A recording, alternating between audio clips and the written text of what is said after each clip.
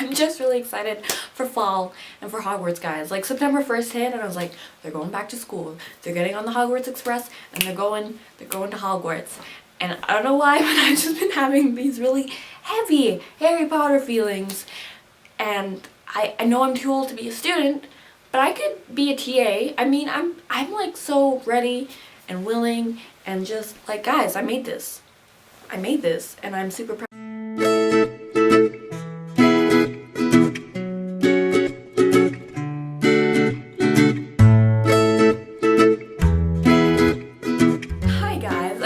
Jacket on because it's kind of chilly and, you know, Hogwarts, it just goes with the introduction, not really the rest of the video. It's been a while, a lot has happened. Yesterday I went to the Toronto International Film Festival and John Krasinski was in Toronto.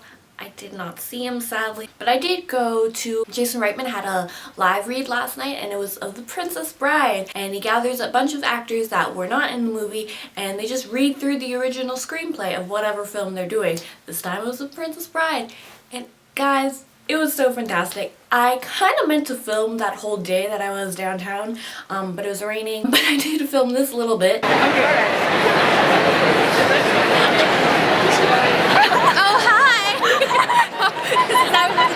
Yes. Those are my friends, and before the live read happened, the days leading up to it, Jason Reitman tweets who's going to be doing the voices, but he left some people out and he didn't tell everyone, so it was a surprise.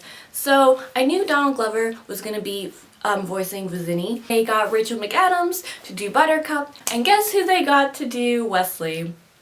Cary Elwes, who was Wesley in the movie, and that was very exciting. And they got Patrick Stewart to play Humperdinck, which is also crazy because he's Patrick Stewart. Another exciting part, Rob Reiner, who's the director of The Princess Bride and who actually brought the film to TIFF in 1987 and who hasn't been back to TIFF since now because he played he was the grandfather, which was very special. It was just very fun and probably one of the highlights of my year. Other super interesting fun things that I can tell you about that I might have vlogged. I cut my hair. I had been wanting to cut my hair for a while now. This past winter I kept like looking through pictures and I was like, you know, I feel like I could pull that off. I finally made the appointment.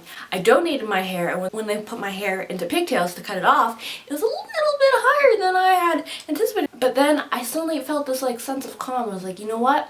I can do this. It's just hair. It's gonna be fine. It's gonna be fine. I was like, okay, go ahead, cut it. And they did. And it felt fantastic. That moment of it where they cut my hair and I was like, oh, I did it. I feel so good. Look at me being super brave. Brave is the wrong word, but I was like, it's like when Pam did the fire walk in The Office, you know, when they go to the beach, Michael takes them to the beach to have a beach day and they're competing in games, and Pam does a fire walk and she's just super awesome and brave, and she tells Jim and everyone else how she's been feeling. And it's just a great moment, and that's what I likened my haircutting experience to. I conquered the paddleboard.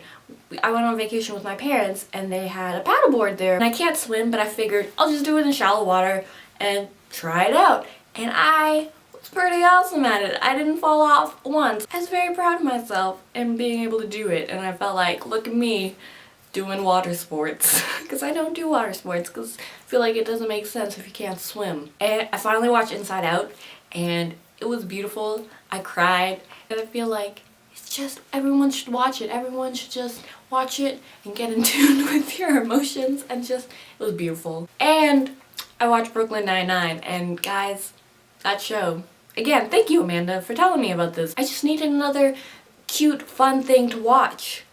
And Brooklyn Nine-Nine was that thing. I've also been reading a lot, and I'm almost close to finishing my 60 book challenge because I'm on like my 55th book or something, and I've never been this ahead, so that's exciting. But I read 2 Nick Hornby books, Naked Juliet and High Fidelity, and I hated them so much. I read A Long Way Down by Nick Hornby last spring and I loved it. I absolutely loved it. So when I was at a used book sale, I thought, okay, I'll pick up these Nick Hornby books because that book so much, I'm pretty sure I'll love this.